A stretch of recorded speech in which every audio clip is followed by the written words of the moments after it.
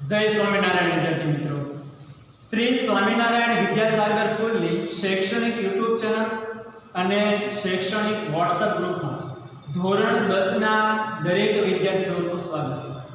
વિદ્યાર્થી મિત્રો, આપણે ગુજરાતી વિષયમાં એક હાસ્ય નિબંધ ભણી રહ્યા હતા। નામ છે એનું વાયરલ ઇન્ફેક્શન। ગુણવંત શાહના મરો ત્યાં સુધી જીવ નામના નિબંધ સંગ્રહમાંથી લેવામાં આવેલો એક સરસ મજાનો હાસ્ય નિબંધનો ભાગ છે। આપણે વાત કરી હતી ગુણવંત શાહના જીવન સાથે સંકળાયેલા કેટલાક પ્રશ્નો, એના સાહિત્ય સર્જનના જે ગ્રંથોની યાદી, આ ઉપરાંત હાસ્ય નિબંધમાં ગુણવંત શાહ શું વિષય સામગ્રી લીધી છે એની સામાન્ય સમજૂતી, શબ્દ સમજૂતી સાથે આપણે આ એકમની શરૂઆત કરી હતી અને ભાગ 1 આપણે જાણ્યો અથવા તો સમજૂતી સાથે મેળવ્યો। તો આજે આપણે ભાગ 2 ની માહિતી મેળવવાની છે। તો ભાગ 1 માં આપણે શું શું ભણ્યા? લેખકે આ એકમમાં કેટલાક મહાનુભાવોના ઉદાહરણો આપ્યા છે અને એ ઉદાહરણો દ્વારા લોકોમાં જાગૃતિ જોવા મળે અથવા તો લોકો જાગૃત થાય એવું કાર્ય પણ કર્યું છે। આપણે જે ભણ્યા છે એની એકવાર રિવિઝન કરીને આપણે આગળ વધીએ। આજનો માણસ ભણેલો છે છતાં પણ અભણ જેવું વર્તન કરે છે। શા માટે? કારણ કે એ જાણે છે કે આ ખોરાક ખાવાથી, આવું ખાવાથી આપણું શરીર છે એ બીમાર પડી શકે છે, છતાં પણ એ ન કરવાનો અથવા ન ખાવાનો ખાતો હોય છે અને આપણું શરીર કેટલાક હઠીલા રોગોનો ઘર બની જાય છે।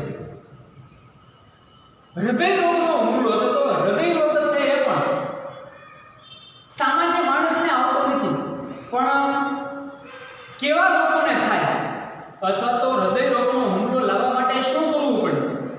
આપણું શરીર છે પારકું સમજીને, એક પોટલું છે એવું માનીને કલાકો સુધી ઓફિસની ખુરશીઓમાં એને બેસાડવું પડે, ત્યારે આપણને હૃદય રોગનો હુમલો। આ એક કટાક્ષ છે, આવું આપણે ન કરવું જોઈએ, પણ કવિ છે એ કટાક્ષ દ્વારા આપણને જણાવે છે। પછી કીધું હતું કે હોસ્પિટલની શોભાઓ આપણે વધારીએ છીએ કે હોસ્પિટલમાં શોભા ક્યારે ગણાય કે જ્યારે એમાં ખાટલાઓ ખૂબ જ હોય, દર્દીઓ ખૂબ જ હોય, પણ એના બદલે માણસે એવું નથી વિચારતો કે હોસ્પિટલો ખાલી હોવી જોઈએ।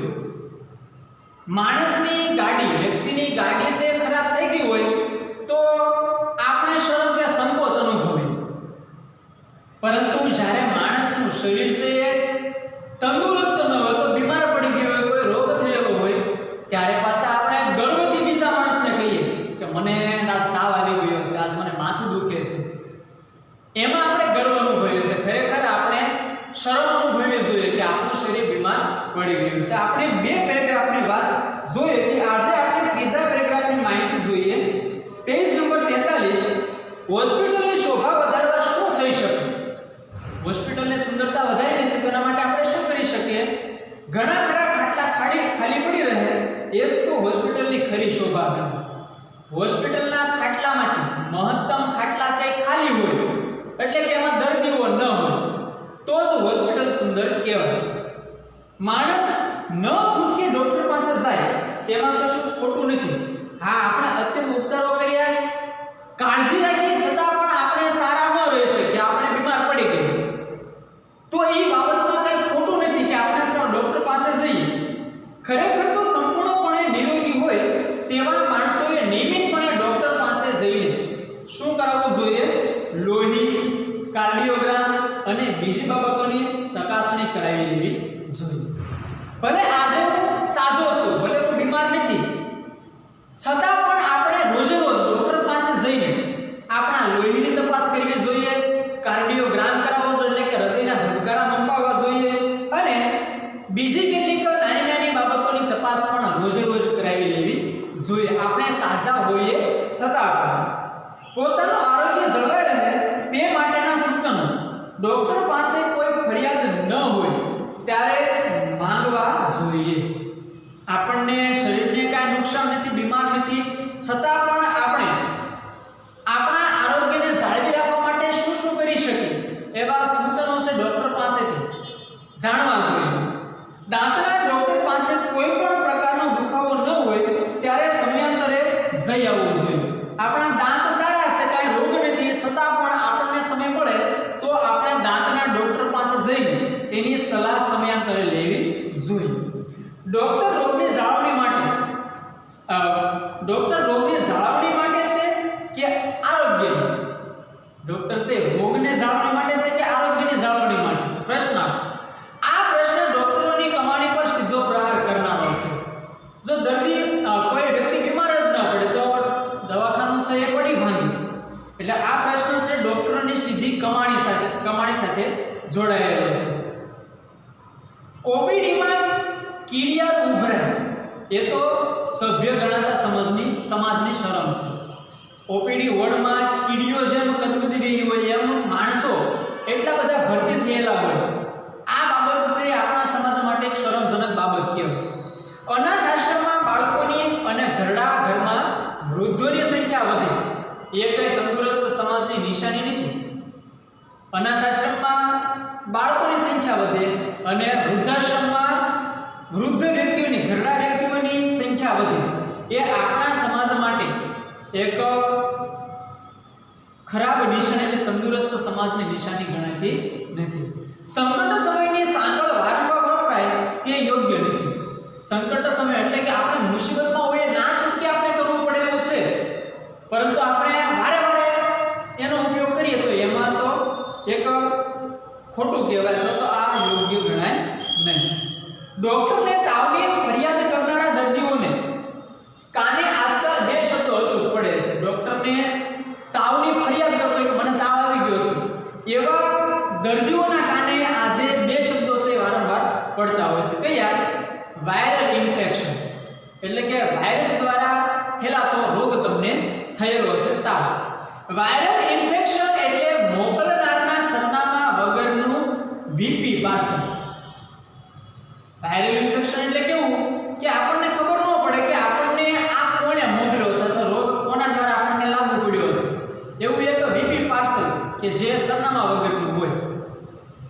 ડોક્ટરને કંઈ જ ન સમજાય ત્યારે આ બે શબ્દો એની મદદે આવે છે. ડોક્ટરને ખબર ન પડે કે આને કયો રોગ છે ત્યારે એને કહી દે કે વાયરલ ઇન્ફેક્શન છે. એટલે આ શબ્દ ડોક્ટર માટે પણ ઘણો બધો ઉપયોગી છે, તો એને સંકટ સમયમાં ઉપયોગ થતો આ શબ્દ છે. ડોક્ટરોનો એમાં કાંઈ જ વાંક નથી. જે દેશમાં જાહેર આરોગ્ય આટલું પાંગળું હોય ત્યાં ઢગલાબંધ વસ્તીમાં જથ્થાબંધ મહામારી હોવાય, આમાં ડોક્ટરનો પણ કાંઈ વાંક કહેવાય નહીં, કારણ કે આપણું દેશનું આરોગ્ય તંત્ર છે પાંગળું છે, એટલે કે અપંગ છે અથવા તો પૂરતી સુવિધાવાળું નથી. એટલે આવા સમાજમાં આવા દેશમાં જથ્થાબંધ વસ્તી છે એ મહામારીનો સામનો કરે છે, એમાં કાંઈ નવાઈ નથી. જ્યાં ઇન્સાન અને ઉકરડો અડખે પડખે મળી સમજીને રહેતા હોય ત્યાં હોસ્પિટલો પણ ગંદી હોય. જે જગ્યાએ માણસ અને ઉકરડો બંને સમજી વિચારીને અડખે પડખે સાવ નજીકમાં રહેતા હોય ત્યાં તો હોસ્પિટલો ગંદી જ હોય, તો સ્વાભાવિક છે. સ્વચ્છ હોસ્પિટલો વધારે પડતી મોંઘી હોય છે. એક માન્યતા પણ આપણી છે કે જે હોસ્પિટલો ચોખ્ખી હોય, જ્યાં સુવિધા વધારે હોય એ હોસ્પિટલોમાં ઈલાજ ભલે સરખો જ થતો હોય પણ એનું બિલ છે એ વધારે આવતું હોય, તો કોઈ હોસ્પિટલ મોંઘી હોય છે. સ્વચ્છ હોસ્પિટલમાં લીલા પાટિયા પર સુંદર અક્ષરમાં લખાણ હોય છે જે થોડે દિવસે બદલાતો રહે છે. મોંઘી હોસ્પિટલો હોય, ચોખ્ખી હોસ્પિટલો હોય, એમાં એક લીલા બોડિયા પર, એક પાટિયા પર સુંદર અક્ષરોએ લખાયેલું હોય છે જે દરરોજ બદલાતું રહેતું હોય છે. ભારતની પ્રજામાં ગંદકી પ્રત્યે સૂગ હોવી જોઈએ તે ઝાઝી જોવા મળતી નથી. ભારતના લોકોમાં ગંદકી પ્રત્યે સૂગ નથી, પણ ગંદકીને પોતાનો મિત્ર સમજે છે. એટલે શું થાય છે? ગંદકી આપણને બહુ ખલેલ નથી પહોંચાડતી. બાજુમાં કંઈ ગંદુ હોય તો આપણને કાંઈ એનાથી ફેર ન પડે, એટલે આપણા વર્તનમાં કાંઈ ફેરફાર કે તફાવત જોવા મળતો નથી. ગંદકીનો આવો સ્વીકાર દુનિયામાં ક્યાંય જોવા નહીં મળે. ગંદકીનો આવો સ્વીકાર કરતો એવો બીજું કોઈ તમને દેશ જોવા મળશે નહીં જેવો આપણને ભારતમાં જોવા મળે છે. ગંદકીથી ભારે ખલેલ પામનારા ભારતના સૌપ્રથમ સાધુ સ્વામી વિવેકાનંદ હતા. સ્વામી વિવેકાનંદને ગંદકી થોડી ઘણી પણ હોય તો એને ગમતી નહીં. આ પેલો વ્યક્તિ હતો કે જેમને ગંદકી સે ખલેલ પહોંચાડી હતી. ગરીબી અને ગંદકી વચ્ચેના મહેનપણાને કારણે આપણી હોસ્પિટલોમાં ઢગલાબંધ દર્દીઓ બણબણતા રહે છે. માખીઓ ઉડતી હોય ત્યારે બણબણવું કહેવાય કેમ કે એની સંખ્યા વધારે હોય. પણ આ ગંદકીના કારણે અને ગંદકી અને આપણો જે નાતો છે એ બેનપણા જેવો થઈ ગયો છે, મિત્ર જેવો થઈ ગયો છે. એટલે આપણી હોસ્પિટલોમાં ઢગલાબંધ લોકો છે બીમારીના કારણે દાખલ થતા હોય છે. વેદ, ઉપનિષદ અને ગીતાના વારસા અને વૈભવ અંગે ગૌરવ લેનારી આપણી પ્રજાનો બહુ મોટો વર્ગ અભણ છે. વેદ, ઉપનિષદ કે ગીતા આ બધાનો આપણે ગૌરવ લઈએ છીએ કે આપણી સંસ્કૃતિ છે અતિ પ્રાચીન છે. પણ આ સંસ્કૃતિનો વારસદાર એવો આપણો ભારતીય નાગરિક નો સમાજ છે એ મોટા ભાગનો અભણ વર્ગ છે. આપણે ત્યાં રોગ નિયમ છે અને આરોગ્ય અપવાદ છે. રોગ છે એ નિયમ બની ગયેલો છે કે રોગ તો થાય છે અને આરોગ્ય સારું એટલે અપવાદરૂપ બાબત ગણે છે આપણા લોકો. સભ્ય સમાજમાં એથી ઉલટી પરિસ્થિતિ જોવા હોવી જોઈએ. સભ્ય એટલે કે સારો સમાજ હોય તો આના કરતા ઉલટી પરિસ્થિતિ હોવી જોઈએ. ગાંધીજી માંદગીને લગભગ અપરાધ ગણતા. બીમાર પડી જાય તો મને સજા થઈ છે તો હું એક અપરાધી છું એવું ગાંધીજી માનતા હતા. અને પોતાની માંદગીને તો આધ્યાત્મિક ભૂલ તરીકે જોતા. પોતાની માંદગી પોતે બીમાર પડ્યા છે તો એક આધ્યાત્મિક રીતે એની કંઈક ભૂલ થઈ છે એવું એવો માનતા હતા. તમાકુના ગુટખા ખાનારને સફરજન મોંઘું પડે છે. તમાકુ કે ગુટખા ખાતો હોય 5 રૂપિયાનું પેકેટ આવતું હોય, 10 રૂપિયાનો કોઈ પણ વ્યસનનો પદાર્થ આવતો હોય તો આની ગણતરી આપણે કરીએ તો એના કરતાં આપણને સફરજન સસ્તા પડે. પણ એ સફરજન ન ખાવાને બદલે તમાકુ ગુટખાને આવું ખાતો હોય છે એટલે એને સફરજન મોંઘા લાગે છે. સિગારેટના ધુમાડા કરનારને ખજૂર, અંજીર, આલુ કે કાજુ મોંઘા પડે છે. સિગારેટ એક છે ઘણી બધી મોંઘી આવતી હોય. જો આવી સિગારેટો આપણે દિવસમાં 5 કે 10 પી જતા હોઈએ તો એની પૈસાની સરખામણીમાં આપણે આ ખજૂર, અંજીર, આલુ કે કાજુ છે સારી રીતે ખરીદી શકીએ. નાસ્તામાં તળેલી વાનગી જો હોય, ફળ હોય જ ન શકે. નાસ્તામાં તો તળેલી વાનગી હોય તો જ મજા આવે, ફળ નહીં ખાવાના એવી આપણી માન્યતા છે. લગ્નના રિસેપ્શનમાં પાર્ટી આપનાર યજમાનનો પ્રેમાળ ઈરાદો જમવા આવેલા નરનારીઓના પેટની હાલત બગાડવાનો હોય એવો વહેમ પડે તેવી સ્થિતિ છે. કોઈના લગ્નનું રિસેપ્શન હોય તો યજમાન એટલે કે જે રિસેપ્શન આપનાર વ્યક્તિ છે એનો ઈરાદો એવો હોય છે કે જમવા આવનાર દરેક વ્યક્તિનું પેટ બગડે એવી જ વાનગીઓ એને પસંદ કરેલી હોય છે. આવું એનું માનસિક પણ ન હોય પણ અત્યારનો સમાજ છે આવું જમાડતો થઈ ગયો છે. લોકો બસ ખાધે રાખે છે, પીધે રાખે છે અને જીવી રાખે. ખાવો પીવો અને જલસા કરો આ આજના સમયનો એક મુખ્ય મુદ્દો બની ગયો છે. માંદગીને ખાટલે ઘણું ખરું તો વેડફા ચૂકેલું જીવન પડેલું હોય છે. માંદગીનો ખાટલો હોય ત્યાં તો આપણા જીવનના કેટલા બધા દિવસો વેડફાઈ ગયા છે નકામ એવું સાબિત કરે છે. ખાંસી વારંવાર આવે તો એ કફ છૂટો નથી પડતો પરંતુ સમજણ છૂટી પડી જાય છે. ખાંસી થઈ ગઈ હોય તો એના કારણે આપણો ગળામાં રહેલો કફ છે છૂટો ન પડતો પણ આપણી સમજણ છે છૂટી પડી જાય. રોગના મૂળમાં સમજણ સાથેના છૂટાછેડા રહેલા છે. જે પોતાના શરીરને ન સમજે તે વડે બીજાને શું સમજે. આપણે આપણા શરીરને જ સમજતા કે મારું પેટ આટલું છે તો મારે કેટલું ખાવું જોઈએ, કેવું ખાવું જોઈએ અને ક્યારે ખાવું જોઈએ. તો આપણે શરીરની વેદનાને સમજતા નથી તો આપણે બીજાને ક્યાંથી સમજીએ. એટલે બીમાર આપણું શરીર પડે એ પહેલા જ આપણે એની કાળજી લઈ લેવી જોઈએ. મનની સ્વસ્થતાનો શરીરની તંદુરસ્તી પર સીધો પ્રહાર પડે છે. મનની સ્વચ્છતા છે એની તંદુરસ્તી પર સીધી અસર પડે. જેનું મન ભાંગી પડે તેનું શરીર પણ ભાંગી પડે છે. મનથી માણસ મજબૂત હોય તો એ શરીરથી ક્યારેય બીમાર પડતો હોતો નથી. મનની પ્રસન્નતા પાચન શક્તિને જાળવી લેનારી છે. મન તંદુરસ્ત હોય તો આપણું શરીર બીમાર ઓછું પડે, એટલે જે માણસ ખુશ રહેતો હોય એને લગભગ ઓછા રોગ થતા હોય છે. ઈર્ષ્યા એસિડિટી વધારે એવો પૂરો સંભવ છે. જે માણસ એકબીજાની ઈર્ષ્યા કરતો હોય એને એસિડિટીની તકલીફ થાય, એટલે આ બે વચ્ચે સીધો સંબંધ જોવા મળે છે. માનસિક તાણ બ્લડ પ્રેશરને સળી કરે છે. જે ટેન્શન વધારે લેતો, ચિંતા વધારે કરતો હોય એ માણસનું બ્લડ પ્રેશર છે વધઘટ થયા કરે છે. અતિશય ચિંતા પેટના અલ્પસરને ખો આપે એમ બને. અતિશય ચિંતા કરીએ તો આપણા પેટને અલ્પસર રોગ છે આપી શકે છે. પતિ પત્ની વચ્ચેનો સંબંધ બંનેના સ્વાસ્થ્યને સીધી અસર પહોંચાડે છે. પતિ પત્ની વચ્ચેનો સંબંધ જો સારો હોય તો વ્યક્તિ છે ઓછો બીમાર પડે છે, એટલે સીધી સ્વાસ્થ્ય સાથે એની અસર જોવા મળે છે. કેટલાક પરિવારોમાં ખડખડાટ હાસ્ય મહિને એકવાર પણ સાંભળવા નથી મળતું. કેટલાક પરિવાર તો એવા પણ હોય છે કે જે ક્યારે હસતા જ ન હોય, તો ઘરે હસવું અલાઉડ ન હોય, તો મહિનામાં પણ એકવાર હસતા હોય એવું પણ જોવા ન મળતું.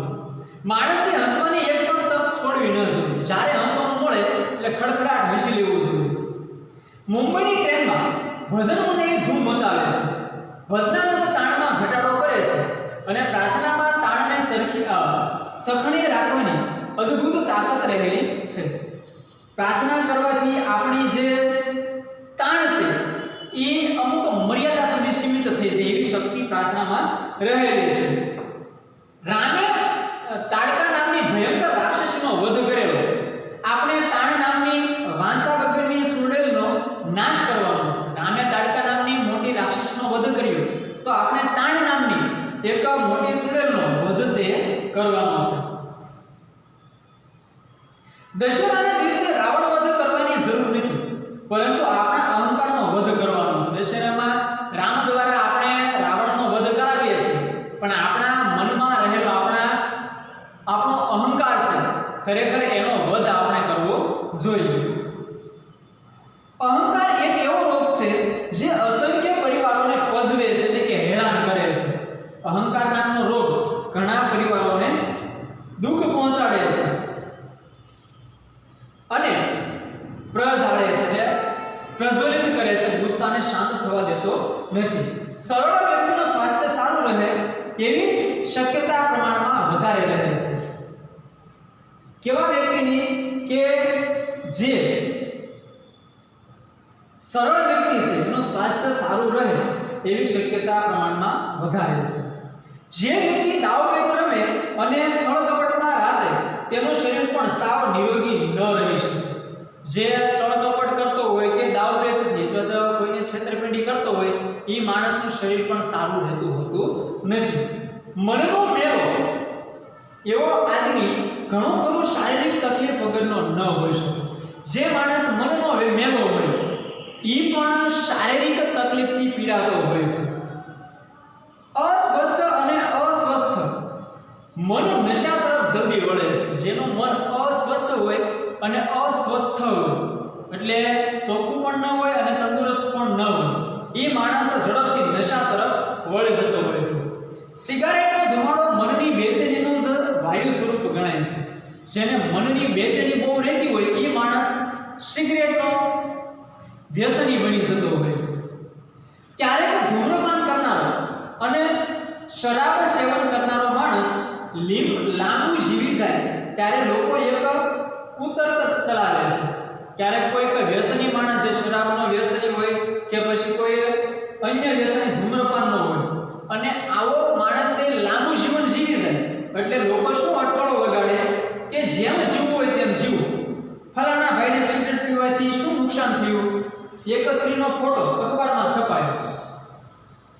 આવું જ્યારે માણસ લાંબુ જીવન જીવી જાય વ્યસની માણસ ત્યારે લોકો તર્ક કરે કે જેમ જીવવું એમ જીવવું. આ ફલાણો માણસ હતો એને શરાબ પીવાની ટેવ હતી, ધૂમ્રપાન કરવાની ટેવ હતી, સિગરેટ પીવાની ટેવ હતી, પાનનો ગુટખા ખાવાની ટેવ હતી અને કેટલું બધું લાંબુ જીવન જીવ્યું. એટલે આ વ્યસન કરવાથી આપણા શરીરને કોઈ નુકસાન થતું નથી એવું આપણે માની લઈએ છીએ. એક સ્ત્રીનો સમાચારમાં ન્યૂઝપેપરમાં ફોટો આવ્યો. 100 વર્ષની એ સ્ત્રી ધૂમ્રપાન કરી રહી હતી. એ સ્ત્રીની ઉંમર 127 વર્ષ હતી અને એ ધૂમ્રપાન કરતી હતી. તેણે મુલાકાતમાં જણાવ્યું કે હવે તેણે સિગરેટની સંખ્યા ઘટાડી કાઢી છે. તેની સાથેનું ઇન્ટરવ્યુ ગોઠવવામાં આવ્યું તો એમણે કીધું કે પહેલા કરતાં હવે હું સિગારેટ છે થોડી ઓછી પીવું છું, એટલે ધૂમ્રપાન સિગરેટ પીવાની ટેવ હતી. તેણે આવા દાખલા બને તેટલી ધૂમ્રપાન ચાલુ રાખો એ ઘરડો તર્ક છે. આ દાખલો છે કોઈ માણસને ખબર પડે તો એ શું વિચારે કે આપણે પણ આપણું વ્યસન છે એ ચાલુ રાખવાનું, કેમ કે એનાથી આપણને ફાયદો થાય છે, લાંબુ જીવન જીવાય છે, એવો આપણે તર્ક બાંધી લઈએ છીએ, અનુમાન કરી લઈએ છીએ. પ્રત્યેક માણસને માં, બહેન, ભાભી, પિતા, મિત્ર કે પત્ની તરફથી ભરપૂર સ્નેહ મળી રહે તો કદાચ શરાબની જરૂર નહીં પડે. શું કહેશે કે આપણને આપણા સ્નેહીજનો તરફથી જો સારો એવો પ્રતિભાવ મળતો હોય, પ્રેમ મળતો હોય, સ્નેહ મળતો હોય તો એ માણસને ક્યારેય શરાબ પીવાની, દારૂ પીવાની ટેવ પડે નહીં. હજી આપણે ત્યાં પ્રેમનો ઉપચાર તરીકે સ્વીકાર નથી થયો. હજી પણ આપણે પ્રેમ છે એ પણ એક રોગનો ઈલાજ છે એવા બાબત તરીકે સ્વીકાર કર્યો નથી. લવ થેરાપી માટે હોસ્પિટલ કે સાયકિયાટ્રિસ્ટની પાસે જવું ન પડે. લવ થેરાપી માટે આપણે હોસ્પિટલોમાં કે મનોચિકિત્સક પાસે જવું પડે નહીં. ભર્યો પ્રેમાળ પરિવાર તન અને મનના આરોગ્ય માટેની પૂર્વ શરત છે. જો આપણો પરિવાર છે હર્યો હોય, દરેક સાથે સરસ મજાની વાત કરી શકાતી હોય તો એનાથી મોટી આરોગ્યની ચાવી બીજી કોઈ આપણે ગણી શકીએ નહીં. જો આપણે આરોગ્ય સારું રાખવું હોય તો આપણા પરિવાર સાથે આપણે સ્નેહ ભર્યા વર્તન કરવા જોઈએ. આ આરોગ્યની પૂર્વ શરત છે. જીવન વીમો જરૂરી છે, પરંતુ જીવન શ્રદ્ધા એથી વધારે જરૂરી છે. આપણા જીવનમાં આપણે વીમો ઉતરાવીએ એક સારી બાબત છે, પણ એનાથી એ વિશેષ આપણા જીવન પ્રત્યે આપણને શ્રદ્ધા હોવી જોઈએ. એમાં સમર્પણ એઝ અ રોકાણ અને સ્નેહ એઝ અ ડિવિડન્ડ કહેવાય. માંદા પડવાનું આપણે માનીએ તેટલું સહેલું નથી. માંદું પડવું છે તો આપણે માનીએ છીએ એટલું સહેલું નથી કે માંદું પડી જાય. એટલે આપણે જે સમર્પણ કર્યું છે એ જ આપણું રોકાણ છે અને આપણો જે પરિવાર તરફથી મળતો સ્નેહ છે એ જ આપણું ડિવિડન્ડ છે. એવું માનીએ તો માંદા પડવું એ સરળ બાબત નથી. મરો ત્યાં સુધી જીવો. લેખક ગુણવંત શાહના નિબંધ સંગ્રહમાંથી લેવામાં આવેલો સરસ મજાનો નિબંધ આજે આપણે ભણ્યા અને એક તંદુરસ્ત સમાજની કલ્પના કરીને પ્રજાકીય જાગૃતિનું સરસ મજાનો નિબંધનો આપણે ભાગ જોયો. તમારે દરેકે આ એકમની પાકી નોટ છે તૈયાર કરી લેવાની છે અને આગળના એકમ આપણે જે બાકી મૂકેલું કાવ્ય છે હું એવો ગુજરાતી આગળનો નવો એકમ એની વાત આપણે આવતા તાસમાં કરીશું. હું એવો ગુજરાતી. તો દરેક વિદ્યાર્થી મિત્રોને જય સ્વામિનારાયણ. ફરી મળીશું નવા એકમ સાથે. ત્યાં સુધી રજા આપશો. જય સ્વામિનારાયણ.